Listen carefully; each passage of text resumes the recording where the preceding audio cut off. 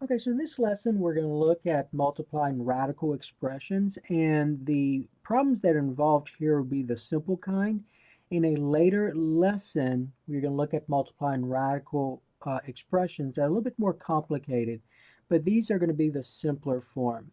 Now, before we begin to look at examples, there's a property that we need to learn, and that's called property, the product property of square roots. And so the product property of square roots basically says this: if you have the square root of a times the square root of b, so as long as the indices are the same, so remember the index here is 2, there's no number there, it's understood to be 2, and again this is understood to be 2, so hence the idea that square root, square root. So when you're multiplying, two square roots together, you can write this as the product of one square root. So basically you can say that's going to be the square root of the radicands. So it'll be a times b. So you're going to say the square root of a times the square root of b. Okay? So this is called the product property of square roots. So basically, for example, if you had, so let's say you wanted to simplify, sometimes they'll use the word evaluate. So just keep that in mind. And so suppose you want to simplify, evaluate the following. So let's say we had the square root of 6 times the square root of, let's say, times the square root of 6. So according to the product rule, I can write this as the square root of 36 because 6 times 6 is 36. And we know that 36 is a perfect square. So remember what this means. It's important you understand what this means. So the square root of 36, and remember we're looking at the principal square roots, the positive square root, the principal square root. So the square root of 36 means this, okay? It means what times itself is 36, the radicand. So what times itself is the radicand? So the answer is 6, right? Because 6 times 6 is 36. All right, so the square root of 6 times the square root of 6 is the square root of 36, which is 6. Now we can generalize this to any root. So let's go ahead and generalize this. We're going to generalize this to product property of radicals. Product property, let's call it like this, product property of radicals. So according to the product property of radicals, if I have the nth root, so regardless of what the index is, if I have the nth root of a times the nth root of b, then that becomes the nth root of ab. Okay, so you're going to see some examples like this soon, either in this lesson or in a next lesson. Okay, so that's called the product property. So whenever, as long as the indices are the same, so square root, then you can just multiply the radicands together. Okay, all right, so that's important property. So let's look at some examples. So again, these examples are either going to say something like multiply, and it may say evaluate, something like that. Okay, all right, so look at example 1. Number 1, let's suppose we had the square root of 2 times the square root of 18. The square root of 2 times the square root of 18. Well, according to our product property for radicals, if the indices are the same, and they are here because square root, then I can write this as 1 square root. All I need to do is multiply 2 and 18 together. So when I multiply 2 and 18 together, I get 18 times 2 is 36, and we just saw that the square root of 36 is 6, because 6 times 6 is 36. All right. Now be careful. Some students want to say that's a square root of 6. That's not true. It is just 6. Okay, so it's important you understand what the square root of 36 means. It means what times itself is 36. So it's 6. 6 times 6 is 36. Okay, number 2, let's suppose we had the square root of 3 times the square root of 48. And so again, I'm multiplying two square roots together. So the indices are the same. As long as the indices are the same, I can write it as one square root or one um, radical. And so this becomes the square root of, and all you do is just multiply 3 and 48 together. So 3 times 48, which gives us 3 times 48. 3 times 48 gives us 144. So the square root of 144 now. All right, now our examples in this lesson, the radicands will be perfect squares. So you got to think about what times itself is 144. So remember, what times itself is 144. And so that's what the square root of 144 means. So 12 times 12 is 144. Okay? All right, so again, there is going to be a lesson soon where these are not going to be perfect squares. So we're going to talk about how to deal with that. Okay, number 3, let's suppose we had the cube root of 4 times the cube root of 16. All right, so remember I can use the product rule here because the indices are the same. They're both 3. They're both cube roots. See that? So then I can just write this as one cube root, and you just say 4 times 16, which gives us, and use your calculator if you need to, so 16 times 4 gives us 64. Okay, now remember what I just said. The examples that we have here, all of the radicands will either be, in this case, in the first two examples, they were perfect squares. In the third examples, it was a perfect cube. So let's remind ourselves what perfect cubes are. So let's first talk about perfect squares. So let's see if you remember what your perfect squares are. Okay, so for example, 1 is the smallest perfect square. Okay, because if I take the number 1 and I square it, I get 1. The next one will be 2 squared. So you see I'm just squaring these whole numbers. So 2 squared is 4. So my next perfect square is 4. 3 squared is 9. So my next perfect square is 9. 4 squared is 16. So my next perfect square is 16, and so on. 5 squared, 25. So 25 is a perfect square. Now, remember, if I take the square root of 1, I get 1 back, right? If I take the square root of 4, I get 2. You see this base? Here, my base is 3. So if I take the square root of 9, I get 3. If I take the square root of 16, I get 4. So remember, the square root of 16 means what times itself is 16, so 4. The square root of 25, 5. The next perfect square after 25, if I square 6, is 36, and so on. You see, so it's important if you're not sure if it's a perfect square, then just think about this list right here. So 7 squared is 49, 8 squared 64, and so on. All right, and now the first few, like I'm doing here, those are easy to remember. 10, oops, I forgot to square this. 10 squared is 100. 11 squared is 121. And at some point, you may need to use your calculator. All right, but these are the easy ones where you don't need your calculator. 12 squared is 144, and so on. Okay, so I ran out of room here, but you just continue the process. So there are an infinite number of perfect squares. If I talk about perfect cubes, that same idea. So you're going to say 1 cubed instead. So instead of saying 1 squared, you say 1 cubed. So my smallest perfect cube is 1. The next perfect cube, if I say 2 cubed, 2 times 2, make sure you use your calculator if you need to. All right, so just say this. Just say 2 raised, see right here, raised to the 3rd power gives me 8. So my next perfect cube is 8. Now if I take the cube root of 8, I get 2 because 2 times 2 times 2 is 8. The next perfect cube, if you need to use your calculator to determine that, just use your calculator. 27. The next perfect cube, 4 cubed.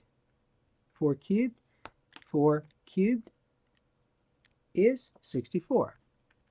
The next perfect cube, see the perfect cubes are a little bit harder to do quickly. So just use your calculator. 5 cubed. The next one is 125. So if I take the cube root of 125, I get 5 back. The next perfect cube, 6 cubed, is 216, and so on. So those are your perfect cubes. And you have an infinite number of perfect cubes. Okay?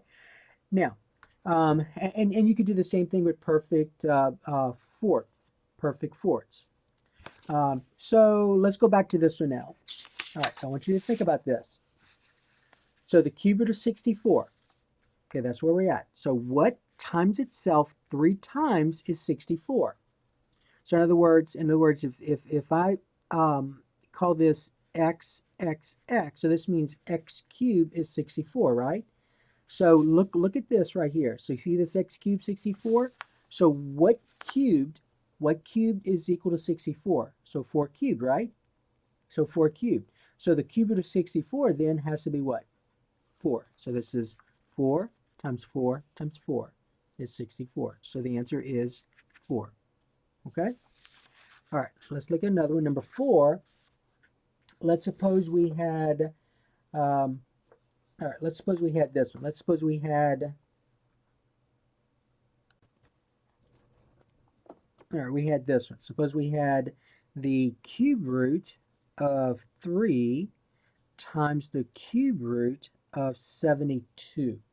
So the cube root of 3 times the cube root of 72. Notice that the indices are the same. I'm using the word indices.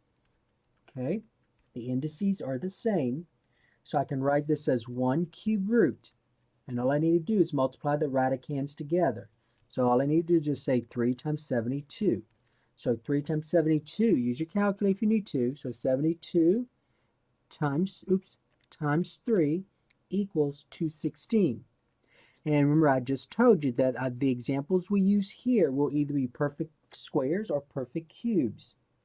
So the cube root of 216, so remember, that means what times itself 3 times, right? What times itself 3 times is 216. So you got to find out this part here. So if you look at our list, so here's 216. So if I take the cube root of 216, what is the answer? It is 6, because 6 times itself 3 times is 216. So the answer is 6. Okay? All right, now let's look at the next example. Okay, so this part here, let's do a fourth root. So let's do number 5. So we're going to do a fourth root. So we have the fourth root of 8 times the fourth root of 162. Okay, so the fourth root of 8 times the fourth root of 162. Okay, now you notice the indices are the same, correct? So then that's going to become the fourth root, and then all I need to do is just say 8 times 162 equals, so 8 times 162, and so I get the fourth root of 1,296. And you may say, oh my Lord, that's just too big. Well, yeah, the radicand is a large number here, but let's just think about this for a moment. So remember what this means. This means what times itself 4 times is 1,296, correct? And so what some students will do is this. So they'll pick a number. They'll say, will 4 work? All right, well, do this on your calculator. Check and see if 4 times 4 times 4 times 4 is 1,296. Just do this. Just say 4 raised to the 4th and see if it works. 4 raised to the 4th and see what you get. That's 256, so that's not right. So let's try something bigger. Let's say 7. 7 raised to the 4th. Let's see what happens. Oops, that's too big, right? So it's going to be smaller than 7. See how this is bigger than that? So let's try something smaller than 7. Let's try 6. So 6 raised to the 4th equals, there we go. So the answer is 6. So 6 times 6 times 6 times 6 is 1,296. Okay? And that's all you do. And so when you did this one here, you could have done the same thing. You see that 216 right here? You could have said, cube root of 216, you could have said, I'm going to try 3. So you're going to say 3 raised to the 3rd power. 27. So obviously it's got to be bigger than 3. So we're going to try 4. 4 raised to the 3rd power. 64. Okay, let's try 5. 5 raised to the third power, 125. And then 6 raised to the third power, 216. So you can do things like this with your calculator. You have access to a calculator. Okay? Now, here's the other thing I want to remind you of. Okay, so you see where we have the cube root of 216 here, and here we have the cube root of 64, and then the square root of 144. You could also, but I really, the whole point of this lesson is for you to make sure you understand these perfect squares and the perfect cubes to a certain extent, and that a cube root of 64 means what times itself 3 times is 64. The square root of 144 means what times itself twice is 144. That you need to understand.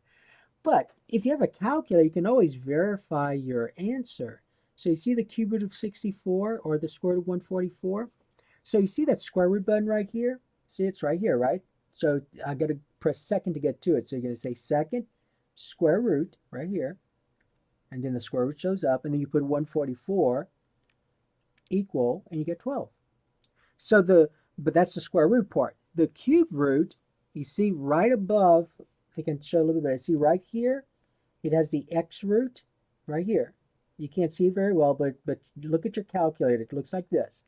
So you're going to say now you got to press the index first if you're going to do a power other than index other than 2.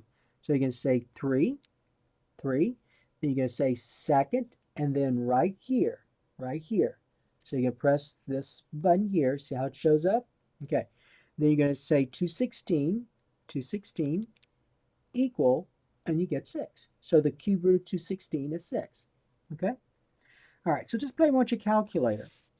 All right, now let's look at number 6. Okay, now the next part will say this. You remember in one of the earlier lessons you talked about absolute value, where the absolute value of let's say the square root of x to the 6th power we said was the absolute value of x. Was the absolute value of x cubed. Okay, so that was in a previous lesson that you saw that. And so you use absolute value here because you weren't sure whether the variable x was negative or non-negative. And so with the exponent being cubed, the exponent being odd, you had to use an absolute value. So this was in a previous lesson. We're going to assume now, so the remainder of these, we're going to assume that the variables represent non-negative real numbers. Okay, so either positive or negative. I'm sorry, either positive or 0. So non-negative real numbers. So the directions you'll see sometimes will say this. The directions will say this. Simplify, and then assume that all variables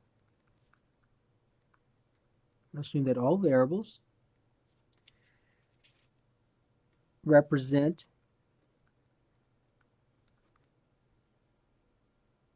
non-negative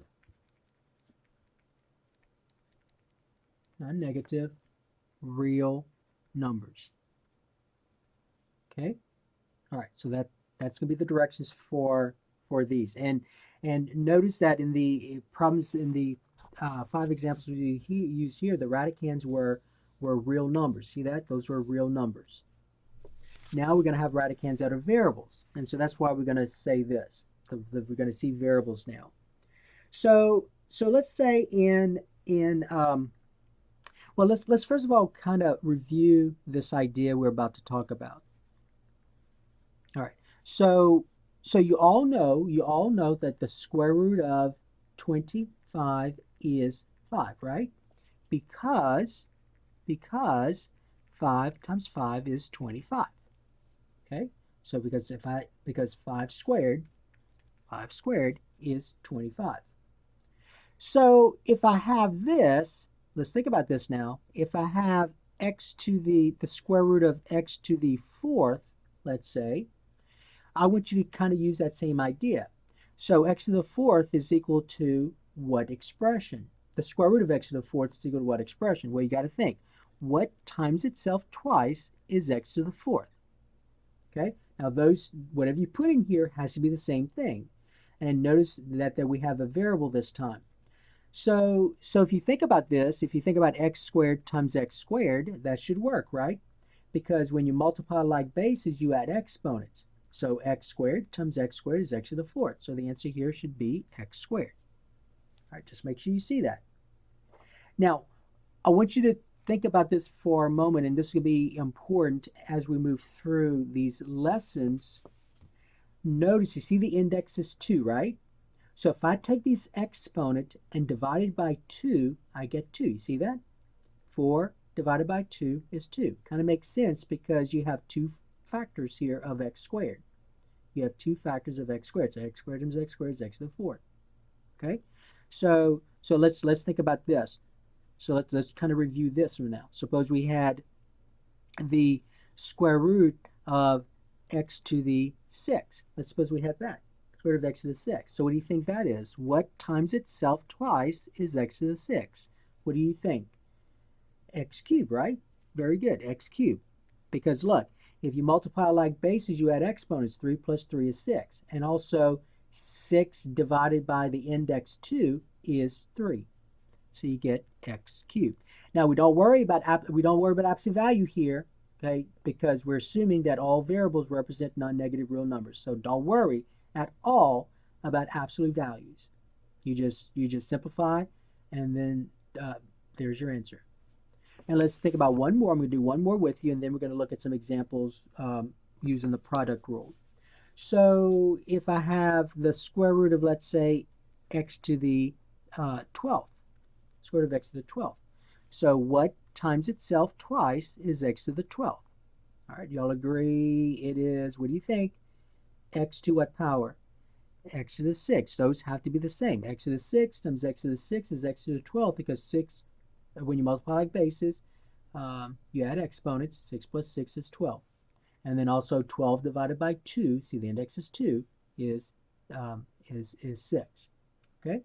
All right, now let's go back to the directions here. Simplify. All right, so we're going to go back to here. We're going to put this as number 1. So let's suppose at number 1, I have this. I have the square root of a to the 7th times the square root of a to the 31st. Okay? So remember our product rule. And regardless of where I'm dealing with, square roots are where the index is not 2. So remember, if the indices are the same, I can write as one radical, and all I need to do is multiply the radicands together. Okay, so the square root of a to the 7th times the square root of a to the 31st. And you can skip this step, but basically what's happening is you're saying a to the 7th times a to the 31st. And remember, when you multiply like bases, you add exponents, right? So when I add these exponents, 31 plus 7 is 38. So I get the square root of a to the 38. All right? And now ask yourself, go off to the side and you ask yourself, what times itself is a to the 38? And think about this. Whatever you put here has to be the same thing. Okay? So make it easy on yourself. 38 divided by 2 is 19, isn't it? So a to the 19th times a to the 19th gives us a to the 38, because when you multiply like bases, you add exponents. So the answer is a to the 19th. There's your answer. Okay? Number 2.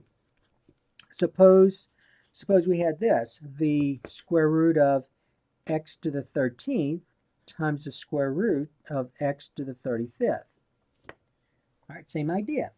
So as long as the indices are the same, I can multiply the radicands together. So that becomes the square root of x to the 13th times x to the 35th.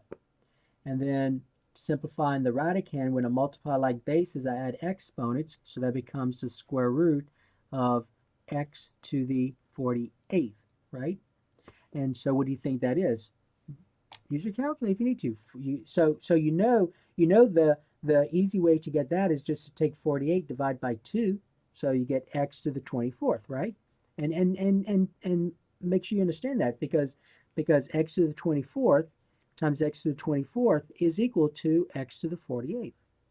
So the square root of x to the 48 means what times itself, so these two have to be the same, is x to the 48. Okay? All right, so let's look at another one. Suppose we had this one. Suppose we had, let me go ahead and put number 3 here. So let's suppose we had number 3. Okay, number 3. All right, we had the cube root, so we do a cube root this time. The cube root of x squared times the cube root of x to the 10th power. And again, assume that all variables represent non-negative real numbers, so we don't have to worry about absolute values. Okay, so according to the product rule for radicals, as long as the indices are the same, I can multiply the radicands together and write it as one radical. And I can simplify if I can. And so then, see, this is a cube root, so the indices are the same. So this becomes the cube root of x squared times x to the 10th. Okay? And notice that we got to simplify the radicand now. So when you multiply like bases, you add exponents, so that becomes the cube root of x to the 12th. All right, remember what that means. That means what times itself 3 times is x to the 12th. But these have to be the same factor. Whatever you put here, you have to put here. Okay? So to kind of figure this out quickly, all you do is take 12 divided by 3. What 12 divided by 3? 4. So say x to the 4th times x to the 4th times x to the 4th, and chat. When you multiply like bases, you add exponents. So 4 plus 4 plus 4 is what? 12. So the answer is x to the 4th. Okay? Number 4, suppose you had the fourth root of x to the 8th times the fourth root of x to the 12th. So the fourth root of x to the 8th times the fourth root of x to the 12th. Same idea, isn't it? Same idea, using the product rule, the product property, product rule for radicals. So as long as your indices are the same, you can write this as one radical. So this becomes the fourth root of x to the 8th. Now it's important you put the root there. If you forget the root, then that's understood to be a 2, a square root. So you're not going to get full credit. Your statements must be mathematically correct. Many students, because they're writing this so quickly, and I do that sometimes where I'm not very careful, you got to make sure your index stays the same. So that should be a 4 here. So x to the 8th times x to the 12th. And now I'm going to multiply like bases, add exponents. So that becomes the fourth root of x to the 20th. Okay, now remember what that means. What that means is what times itself 4 times is x to the 20th, right? So all these have to be the same. So to make it easier yourself, say 20 divided by 4. So the exponent divided by the index.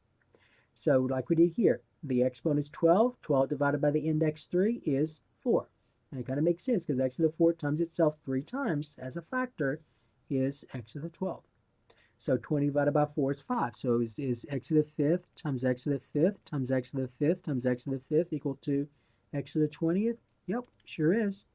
And again, we don't worry about absolute value at all. Just we're assuming that all these variables here represent non-negative real numbers. Okay, so it's not a difficult concept here. It's fairly easy to deal with. Let me make sure okay, so let's look at this one. So let's go to number 5 now. All right, number 5. So now what's going to happen is I'm going to have 2 variables this time. So let's say we had the fifth root of b to the 3rd, c to the 26th, times the fifth root of b to the 7th times c to the 14th. All right, now don't make it difficult. It's the same idea that you did with the previous 4 problems. So notice I'm multiplying 2 radicals. The radicands have variable expressions, but the indices are the same, so that's going to be helpful.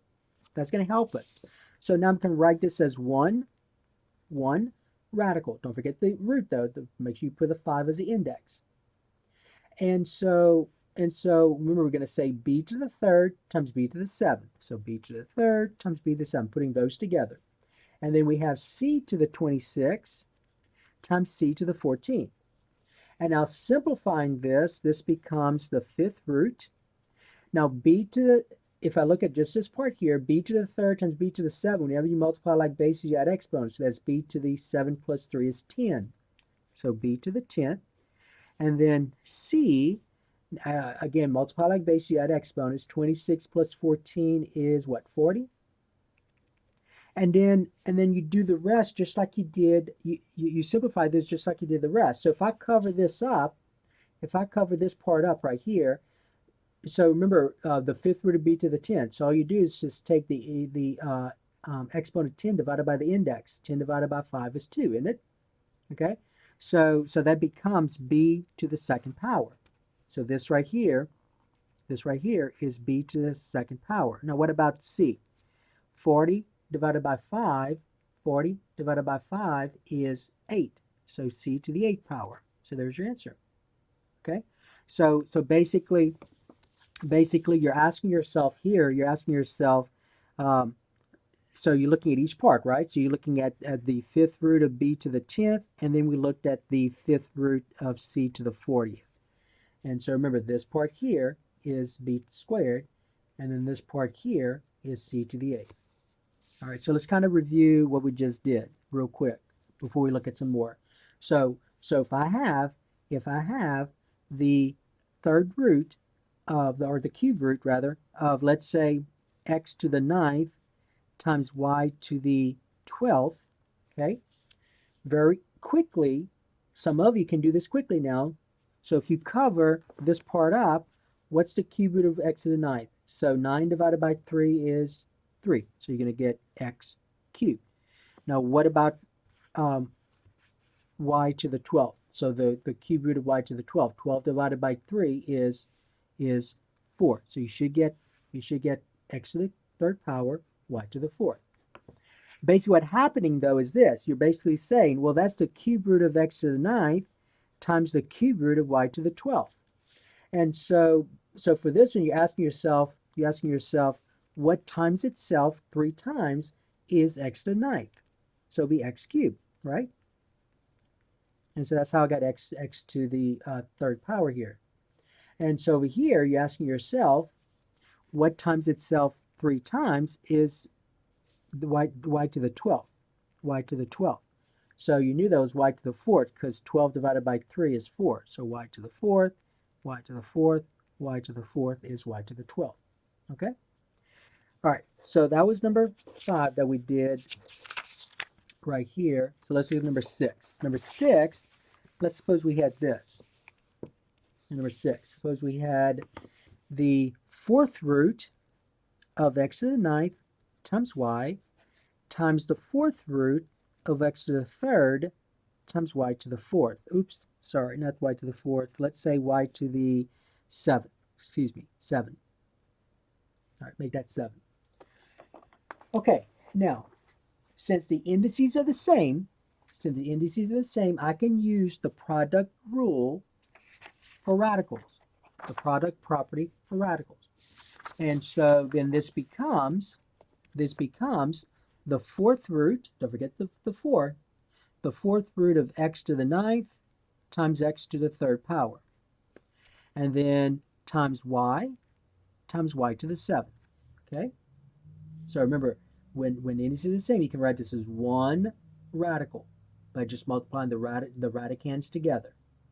Now you could have skipped that step. Most students will go from here to this. They can go from here to this if they want to. They'll say, well, that's going to be the 4th root of x to the, and then all you do is just add the exponents together since you're multiplying like bases, right? So 9 plus 3 is 12.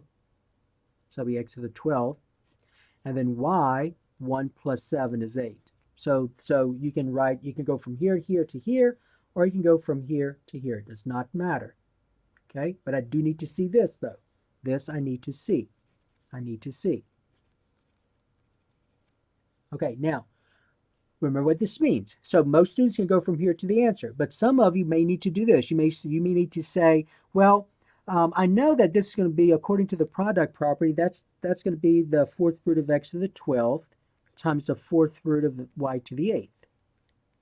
And so I know that 12 is divisible by 4. The exponent is divisible by the index, so that's 3. So that becomes x to the third times, and then 8 divided by 4 is 2, so that becomes y squared. And so there's your answer. Now in your mind though, when you say 12 divided by 4, I need for you to understand what it is you're doing. So you want to find the fourth root of x to the 12th. So remember, that means what times itself 4 times is x to the 12th. That's what that means. And so that's what you just found here. So x cubed times x cubed times x cubed times x cubed is x to the 12th. Same thing here. I need you to understand what it is that you just found. So what times itself 4 times is y to the 8th. Well, y squared times y squared times y squared times y squared is y to the 8th. All right? Okay, now let's look at this one. Number 7. Now, number 7, we have we have this. So it's just going to say multiply. Now, there are no variables in number 7. So what we have is this now. 3 squared root of 7 times 2 squared root of 7. 3 squared root of 7 times 2 squared root of 7. Okay, now, I need for you to remember that, see, when you read this is read as 3 times the square root of 7 times 2 times the square root of 7. So all this is a product. And remember that multiplication is commutative. The order in which you multiply does not matter. So if I want to, I can write this as 3 times 2 times the square root of 7 times the square root of 7. Okay? And notice that 3 times 2 is 6, and the square root of 7 times the square root of 7 is the square root of 49, right? And the square root of 49 is 7. So I get 6 times 7, which is 42. So the answer is 42. But you didn't have to do all this work right here. Most students will go from here to this. They'll say 3 times 2 is 6, and then 7 times 7 is 49, so you get the square root of 49, and so 6 times 7 is 42. So you didn't have to rewrite this part there. Okay, number 8. Suppose we had 5 square root of 7 times 3 square root of 28. 5 square root of 7 times 3 square root of 28. All right, so I'm going to multiply the whole number parts here. So 5 times 3 is 15, because remember, multiplication is commutative. And then the square root of 7 times the square root of 28, that's going to be, and then just multiply 7 and 28 together. So 28 times 7 gives us 189. And I think I messed that up, so let me try a different one. 28 times 7 is 196, sorry. So 15 times the square root of 196. Okay, now remember the examples in this lesson, the radicands will be perfect squares. So that should be a perfect square. In other lessons, it won't be. So we'll learn how to deal with that. But in this lesson, it is. So what times itself twice is 196. And if you can't remember real quickly, just use your calculator. Okay, look, you have a square root button right here. So the square root of 196 equals 14. So that's 15 times 14, and 15 times 14 gives us 210. So the answer is 210. So this right here equals 210. Okay? All right, let's do one more. All right, one more, and that's this one. So we have 6 square root of x times 5 square root of x, right? All right, same thing. So I can say 6 times 5 is 30. And then I have the square root of x and square root of x. And you can skip this step. So this becomes 30 times the square root of x times x is x squared, right? And just like we saw earlier, 2 divided by 2 is 1. So if I look at the square root of x squared, I'm asking myself, what times itself twice is x squared? So do y'all agree it's x times x? So this is just x, right? So this becomes 30x. And there's your answer, 30x. Okay? All right, so that was the lesson on multiplying radical expressions.